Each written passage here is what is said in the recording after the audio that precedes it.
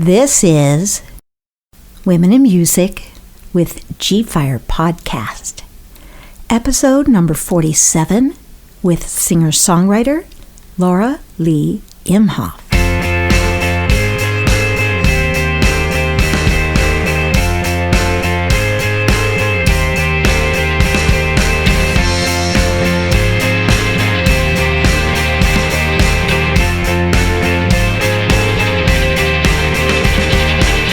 Laura Lee, I have not seen you in forever.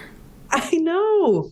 It's been years. Yeah, I know. That's crazy. When did you move back to Massachusetts? I secretly moved back about, I guess, almost 2 years ago now. So like during the pandemic. Yeah. Yep. Christmas. We're in 2022. Yeah, 2020. Christmas 2020, because there was no fanfare, nothing. Yeah, nope. I kind of just slipped away, and it's really good. I'm from Massachusetts originally, so it's really good to kind of be home. I understand that. Yeah. Now, a couple years ago, you said you were quitting music, and I understand. You needed a break. Sorry, I didn't mean to laugh so loud. No, how long did that last? A couple months. A couple of months. Okay. Because I was like, well, okay, she's obviously back on it. When did, I don't know any of the details. Well, let's see. So the pandemic hit and we all kind of hold up. And but I think did I announce that I was quitting music before then? I must have been. You announced it to me because I tried to book you on one of my shows and you said, nope, I'm giving up music right now, book somebody else. I'm done. Yeah. Yeah, I think I was kind of, burnt out on the music scene, and struggling with writing new material. And then the pandemic hit, and that, obviously didn't help anything. And then something about moving back home really kind of spurred, it's where I started. Right. And all of a sudden, I don't know, like there's something here. I, flipped a switch, I'm writing again. And I started performing out. So I guess, the not performing, that didn't last long. Okay. Gotcha. Okay. Well, it's good to know. It's good to know. So, this new project, what is it? Is it singles? Is it EP? Is it a full album? What are you working on? So I went in and recorded, worked with the producer, Mike Davidson at Plaid Dog Studio. And we carved out the single, which is the one that I heard, right? Yes, I am. Which is called, tell me again. It's Definitely You. Yeah. Not me, it's you. Yeah, exactly. Any woman can relate to that one. Yeah, it was definitely dating in Austin was, that pretty much sums up my time. And so, I'm really excited. We just completed the album fundraiser through the studio, and raised about $7,300. Nice. Okay. Yeah. And then, I was surprised to get that much. I know everyone's still kind of trying to bounce back from COVID and times are tough. So I'm super grateful that we were able to raise that money. And, I'm kind of in limbo right now. We're figuring out how many songs we can do, how ramped up do we want to do them? Do we want to do them pared down and do more songs? That kind of song and dance, but no, a little pun intended, but hopefully come March, we'll be releasing, something into the world. Something. Okay. Yeah. Do you have a title for the project? Not yet. I think the producer is going to be a magical person to help me kind of through this process, because this is my first real studio album. Okay. Yeah. So you were just releasing, like, when you were in Austin, or did you not release anything in Austin?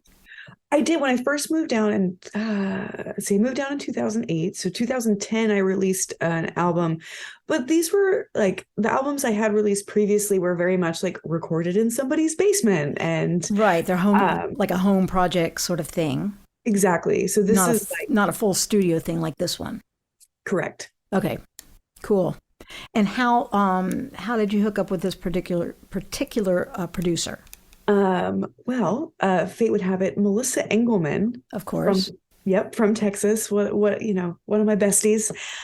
She had worked with Plaid Dog Studio and Mike Davidson, and I just remember hearing her stuff and was blown away. Like, wow, this is better than anything I've heard you produce before.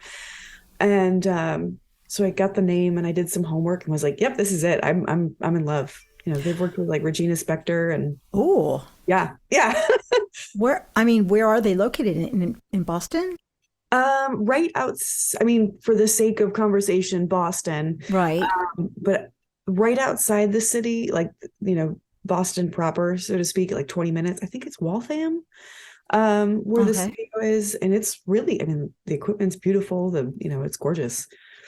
So, Wow. Regina Spektor kind of money though. yeah. That sounds expensive. So I'm glad you raised the 7 grand. Yeah. Being a musician in Boston, it's not, doesn't pay that well for me. I mean, did it ever pay that well in Austin? No, sorry. Yeah. No, I not. mean, if I didn't teach music, I don't know that I could afford my mortgage. Yeah. I think, that's something is, people don't realize is, I think they assume that we do it for the love of doing it, but we also do it to pay our bills. Yeah, there is that slight problem that we don't just live on air, Yeah. under some hammock in a tree someplace and just these magical tunes come out of us somehow. No, there's bills to pay, Hmm. mouths to feed, all that good stuff. Exactly. Ah, yes. Good to reconnect. It's just weird where people have gone, I guess, sort of that post-COVID situation. And Yeah. I'm not even feeling post-COVID. I still mask up and everything because people are still getting it. And I'm a one-girl operation and I can't afford a couple weeks down. I can completely relate between music and my business. I can't afford to get sick. Right. So, I don't know if you still wear masks or if people up there do you? Oh, yeah. New England, for the most part, people are pretty good. Outdoors is a different scenario, obviously, but Sure. I have a canning business and I did a farmer's market today, and the majority of people inside were wearing masks. So it's So an indoor farmer's market and you're selling your canned goods. fruit? Yeah, pickles, jams, jellies, relishes. So is that the latest of Made by Laura Lee's incarnations is jam? Well, I always actually when in Texas, I also did the jams. When I moved up here, Made by Laura Lee didn't have the same ring with Bostonians. Okay. Sounds very Southern, so I rebranded Ooh, it's called Roots and Spoon. that sounds very hipster and very, New England friendly. Yes, yep, exactly. So Yeah, I can understand that. Still got my allergies. yeah. Yeah, yeah. All right. Well, I'm going to run down the little questionnaire. Got it. Ready. So you're originally from Boston or from Massachusetts? Were you born Yeah. in Boston? I grew up outside of Boston, about an hour north of the city in a small town called Boxford. Um, Okay. very rural by most people's standards. Um, Definitely not a lot to do as a teenager growing up here. But and I if you had told me in high school that I'd come back here, I would have said you were crazy. But here I am, and I couldn't think of a better place to be. So are you living in an apartment? Or are you staying with your folks for now? Or I am living in an in-law, I would say apartment, but it's more like a side of a house. Some close, family friends. So I have, my own kitchen, and it's kind of like it's a small like, house. yeah, like a It's little, great. okay, perfect. Sounds like. Yeah. And Yep. is the rent comparable to what you were paying here? Um, I'm very fortunate to have people in my corner. I don't have to worry about that right now, which is That's great. cool because I have not heard good things about the cost of living in Boston. Cost of living is high, but the unlike Austin, the pay is comparable. Okay, so you can actually make some decent money. Mhm. Yeah. Okay. I when I moved up here, I a little side of my life that you didn't know about was I've been always in, oh my gosh, I can't talk. Always been into farming.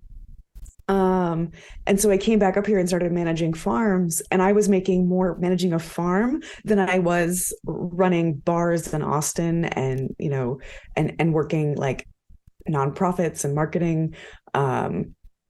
Yeah, the pay All up that stuff, so better. that they pay you. They really do pay you so that you can afford to live there. Yes. Yep. Yeah, because there's people that it seems like that are moving away from Austin. Mhm. Oh yeah. Um, I think a bunch of people are going up to the Northwest, and people are for various reasons, some political, of course. Yes. That's another Um, reason I'm really happy to be outside of Texas. yeah, it's not great. Yeah. But I mean, I'm originally from Baltimore, so I am from the East Coast. Yep. It's a little different there. Um, Yeah. it's sort of it's kind of blue collar, I think, in Baltimore in a way. Absolutely. Yeah. So I think it's a little different from Boston, from what I've heard anyway. You're my third Bostonian on here, because I had oh gosh, I can't remember their names now. Of course, I'm brain fart. But yes, you're my third Bostonian on here. Okay. And okay, let's see. Did you play music when you're growing up? Yes, actually. I started playing guitar in my teens. I was self-taught. Um, and then I entered into the senior talent show in high school, and my stepmom said, "You cannot get on that stage in front of hundreds of people without doing open mics beforehand." Oh, So that's good how I got started. idea. Yeah, yep. Um, so I was really fortunate to have her, kind of help me, take me to open mics, and she took me to see who's now one of my favorite musicians, Ryan Montbleu, and got me, my guitar that I have now, 20 years later. Um, Really? yeah, yep, and Wow. still have my Martin. So yeah, Yeah. Wow. although Those hold their value, I think, Martin's. yes, and then I just actually, well, maybe I'll do a spiel about that later, but I just got a new guitar as well, from a company in Texas called Green Guitars, and they're beautiful, beautiful instrument. So anyway, so I feel like I'm cheating on my Martin. Is the point. They can coexist. You're allowed to have more than one guitar. It's funny. I've always heard about it, and I just never. I don't know. I love my Martin, but this new guitar is very nice. So yeah. Anyway, but that's how I got started, and then I started touring down to Texas in college with a friend of mine to the Kerrville Folk Festival, and that was kind of how I fell into the music scene in Texas. And this is around, like, what do you say, 2010? I started going down in 2006, Okay. with Hugh McGowan, and then in 2008, I said, you know what? I'm moving down here. This is great. And I remember my first apartment right off of South First Street on Live Oak, and yeah, and that's 2008 to 2020. So a good 12-year run. That's a pretty good run. Yep, yeah, it was great. Wow. Um, do you think you're going to head back down here for any tours, or nah? Well, I know I didn't mean to make. I know. At some point, I will need to get back down there for a couple of reasons. All my stuff is still in storage, but Oh, okay. That's a pretty big reason right there. yeah, I've had a few people ask if I'd come down and visit and play music, and so I think that'll be in the cards in the next year or so. That's cool. That's cool. Yeah, Let me know. yeah, No, absolutely, yeah, you know, I'd love to do another gig with you, yeah, and yeah, absolutely. Gosh, we, yeah, we've we've done a bunch, but this is a oh. definite left turn from what I thought you were doing, but that's totally cool. Um, let's see, career highlights. Any particular career highlights you'd like to talk about? I mean, this album is a big one. Right, I first mean, studio huge. album. Yeah. I still listen to the single and go, that's me. It sounds great.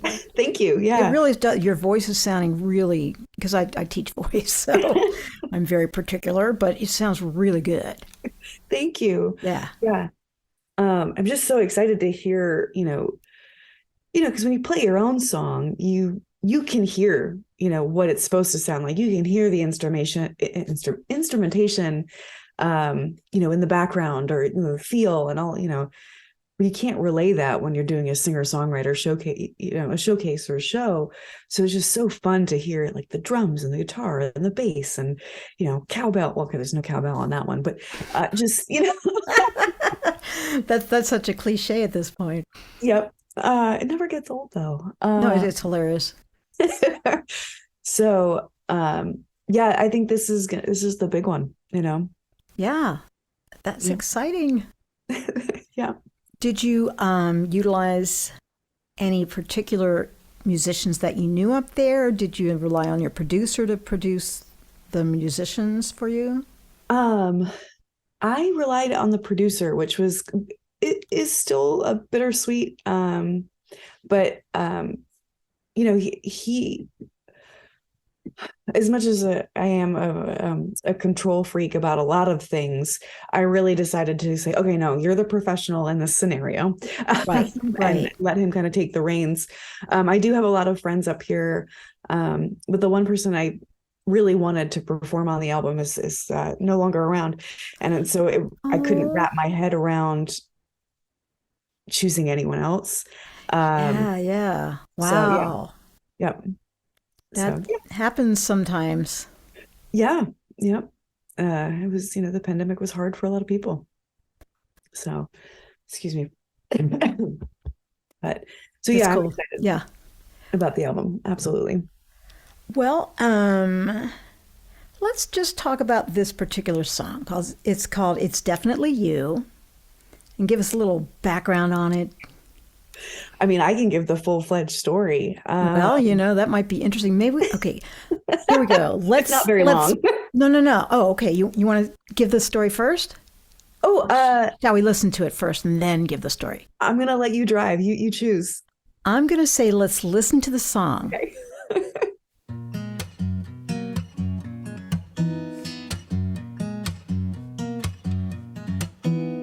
Choose my words like I choose my clothes. Always fashion forward, with a whole lot of wit but never too crass. Always appropriate, ever stylish, with a touch of class. But it seems you've misheard my kind words. It's something more provocative, and I've been upfront and I've been clear with my intentions, but it seems you've made the mistake of taking them as an invitation. So I think it's time to pump, pump, pump, pump, pump, pump the brakes.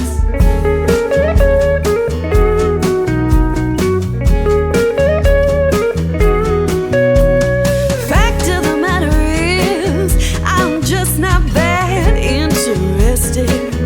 The fact of the matter is, well, I just don't want to. And I'm sure you have not heard this before, but it's not me, no, it's not me, no, it's not me. It's definitely you.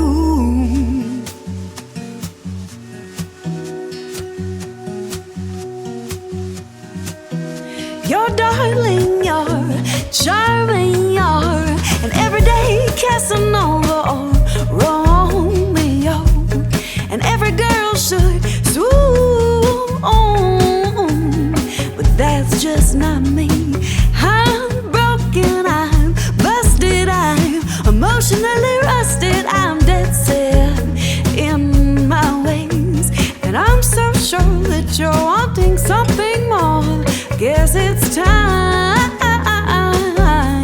to pump, pump, pump, pump, pump, pump the brakes.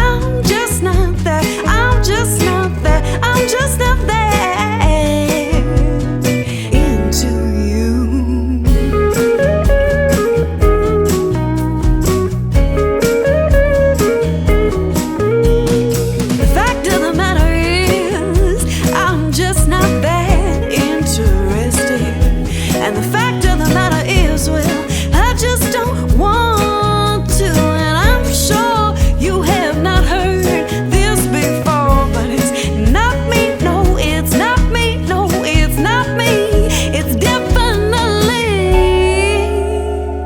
you.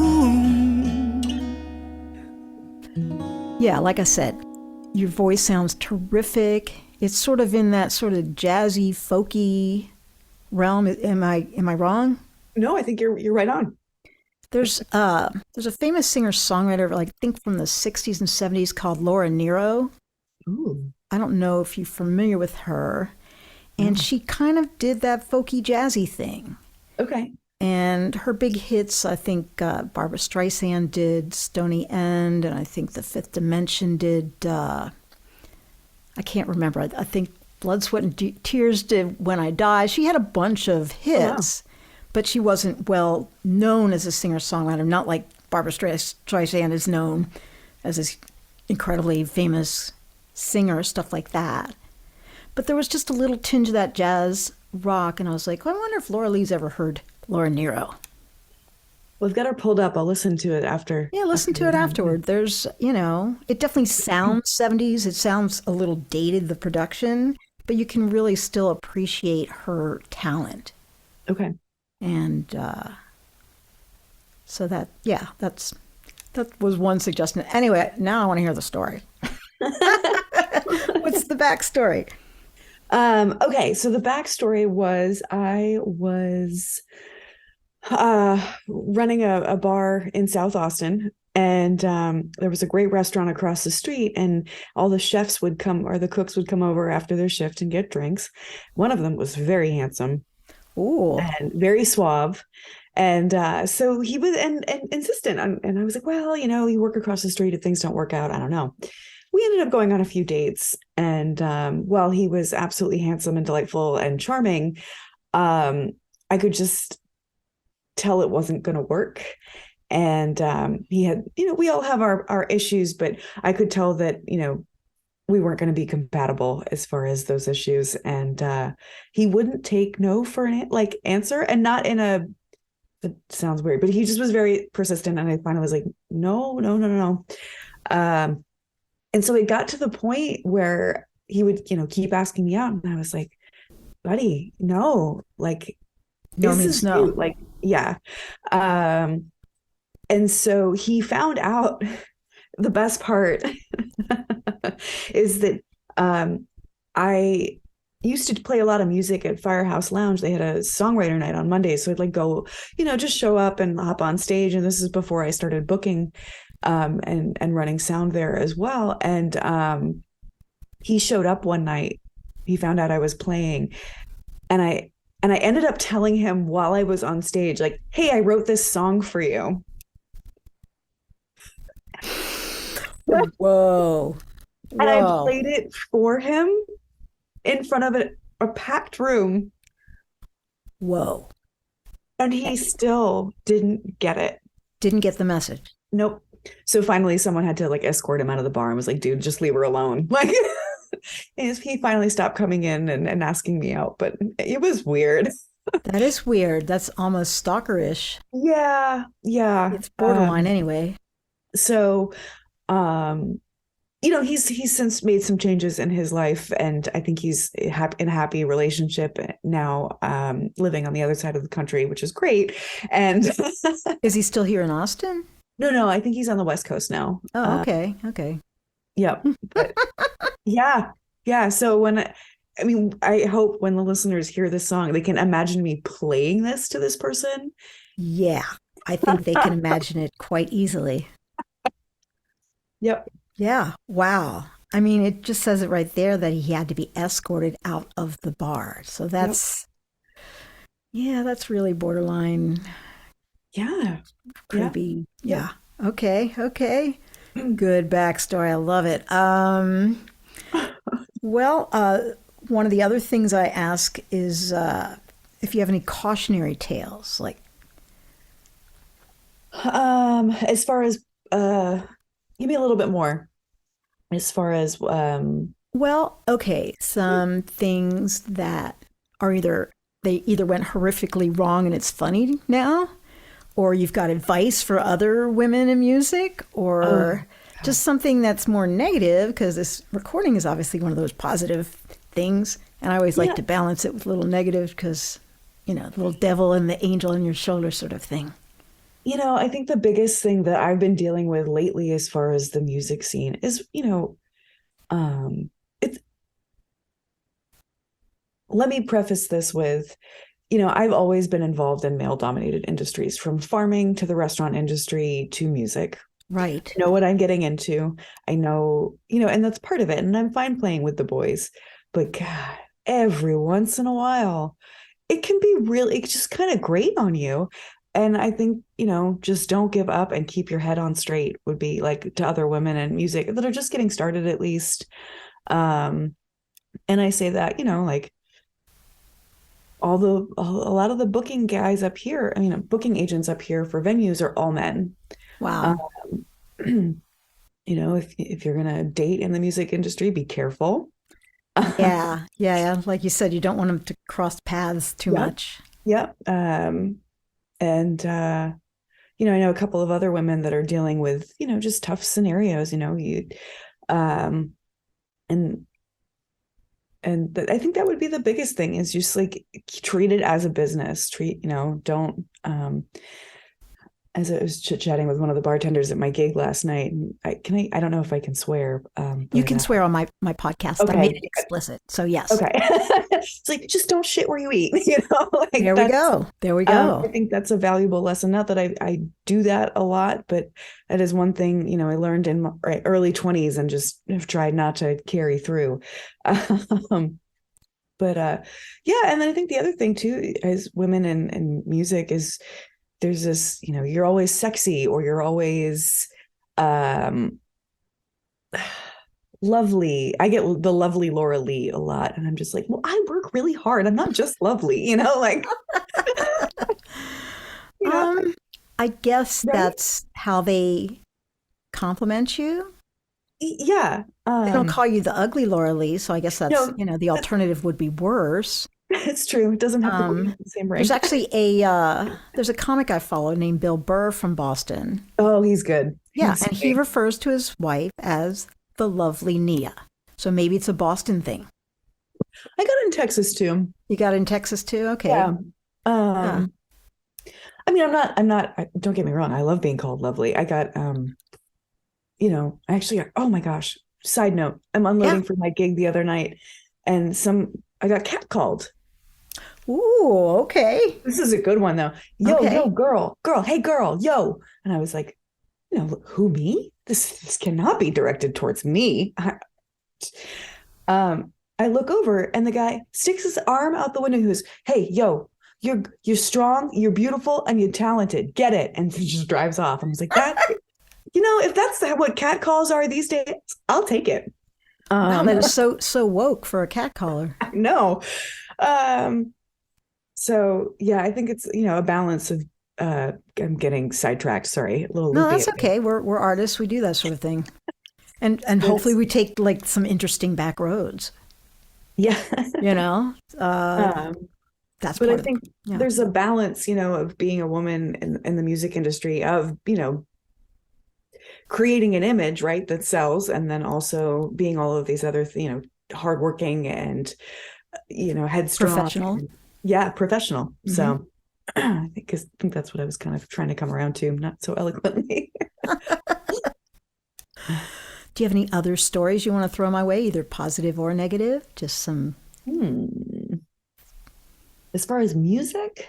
Well, this is mostly a music podcast, although I had Sarah Sharp on here and she was telling me about this church she volunteered at, and, they had a big program to, feed the hungry, feed the poor, that sort of thing. Great. So I have had people talk about other things that are important. Yeah.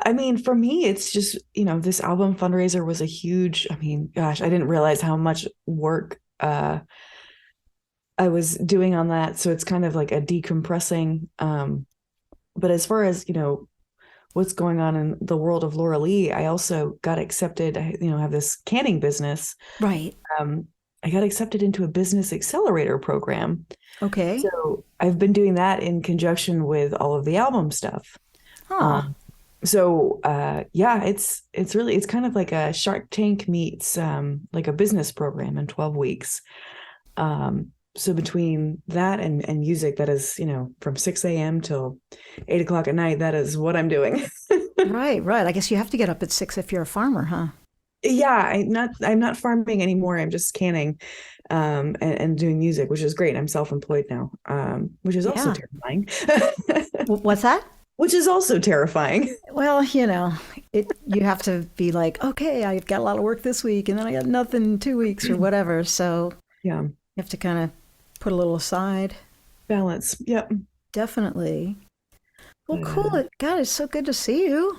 yeah, likewise. You look fantastic. Oh, thanks. I know people are listening, but they need to know you look great. Well, I appreciate that. Yeah. Yeah, I know so little about video editing. It's like I'm just going to stay because I don't have like a big production team or anything. It's just me chopping this up and putting in Pro Tools and putting it out. And, Yeah. And it's a lot too. People don't realize. it's work doing a podcast. It's great. I love connecting with other women in music. Yeah. I put myself on a once a month schedule so I wouldn't go nuts. Oh, that's good. That's And smart. so because I have to book you, I have to tape you, and then I take another day to process it, or I'll put it away for a couple months and then take it out when I'm ready to release it. Okay. So Yeah. I've just kind of made a flow for myself that's not exhaustive. Yeah. Because you can kind of get yourself in the hamster wheel of it all. Right, And, exactly. and it sounds like you're having some great musicians come on. And so to keep the quality up is really important too. Yeah, I don't just let anybody come on, if some Oh. publicist, well, of course, I mean, you always were the one that sang Jolene the best. Oh, thank you. I will never forget your rendition of Jolene. I'm like, she can give Dolly a run for her money on this one. Oh, I don't know. Dolly's the best. Oh, It's hard to compare yourself to that, but really, I mean, it's a great version. I like Thank you. hearing that quality. Your producer really got a great vocal tone for Thank you. and a good balance in the mix. And it just really is great. I'm very impressed. Maybe I should call him for my next thing. Who knows? I'm telling you, and he's so patient too, because I mean, I don't, I'm self-taught, right? I don't know how to read music. I barely know the names of the strings, and I've been playing for over 20 years. And so, Mhm. he was so good at like sitting down with me and like, okay, let's do this. Let's break this down. Let's do this section. I mean, I thought he wanted to murder me at one point. He's like, no, it's all good. It was great. I'm really looking forward to getting back in there and with working with him. That sounds like a perfect match. That's Yeah.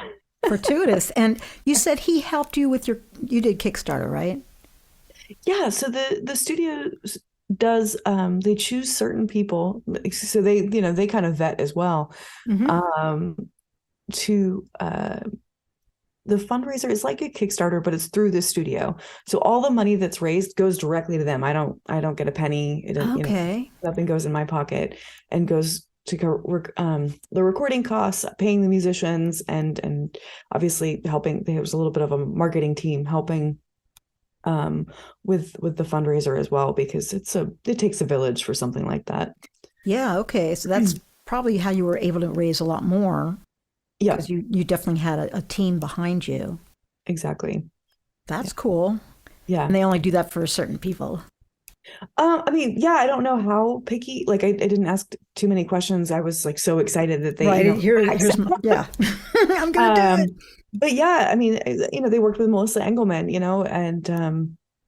and she's a fantastic songwriter, and her voice is great as well. Yeah, she's been on the podcast. I know. Yes. Yeah, I told her I was doing. She's like, "Oh, I was on it." I was like, "Oh, good." I'm running with the right crowd. So, yeah, I'm excited. I think they're getting close to wrapping up her album. I got the sneak peeks. Okay. Because bestie status, but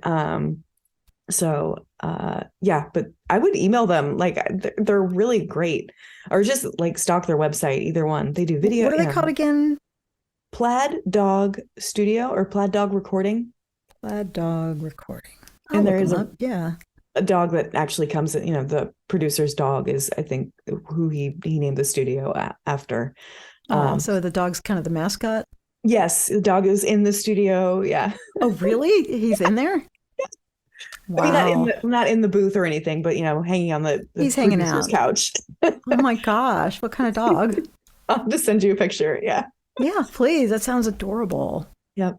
Just plaid and dog. You're like, oh, it's really cute.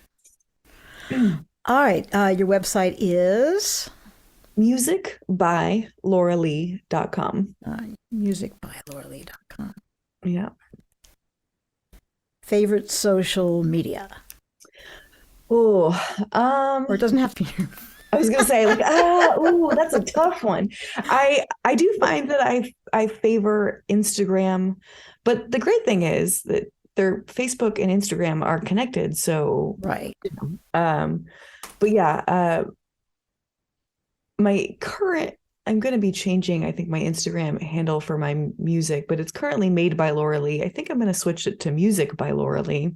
That would make sense. Yeah. Yeah. But can you change the name of it midstream, or do you have to open up a new account? I think you can change it. You used to be able to. I don't know. I'll have to, I'll cross that bridge when I get there. Right. But yeah. Yeah. And then Facebook is just Laura Lee. Yeah. Cool. Anything else you'd like to add that I didn't cover? Not that I can think of. I mean, I feel like this was just kind of one big plug for the album, but well, I mean, that's why publicists get a hold of me. Yeah. They've got a release coming, and I'm like, well, I do this 2 to 3 months out just because of that way I don't go nuts. Yep, exactly. Oh my gosh, these days, yeah. But yeah, I'm super excited about being on the podcast. Thank you. And yeah. Awesome. Well, I hope to play at some point up there. Like I said, I interviewed 3 ladies from there, so perhaps there'll be a gig in my future in Boston. Yeah. Oh, it'd be great if all of us got together and did a show. Yes. Oh man. Now we're talking. Except for I don't want to go in the winter, so have to make sure it's not too. I don't like cold. I feel like June is perfect. I think because you're not hit with the humidity of late summer. Right. Yeah. Yeah. So, yeah. We'll have to connect and you'll have to remind me who the musicians are. I'm sorry. I'm just spacing out, You're my 47th interviewee. Ooh. I know. Do you know who you're doing for 50? Because that's going to be a big one. I haven't booked them yet. Unless you want to be 50, I can make you 50 if you want to wait. No. 47's fine. But that way, like I said, I've been doing this, 4 or 5 years or whatever. And it just, in the beginning, I was like, well, maybe I should do 2 a month. And then I teach 6 days a week. That's a lot. But I only teach for an hour here and a half hour there. So it's spread out a lot. So it's not like I'm teaching like nonstop or anything. Yeah. But I practice a lot just because I'm trained and I just feel better when I practice all the time. Yeah. So my schedule allows me to practice and teach and do the podcast and do gigs. That's good. That's my whole life. Yep. Wow. Well, it's really great to see you. I'm like, maybe we should Skype sometime or Zoom, just like to catch up. If Absolutely. Like. Yeah. That would be fun. That would be awesome.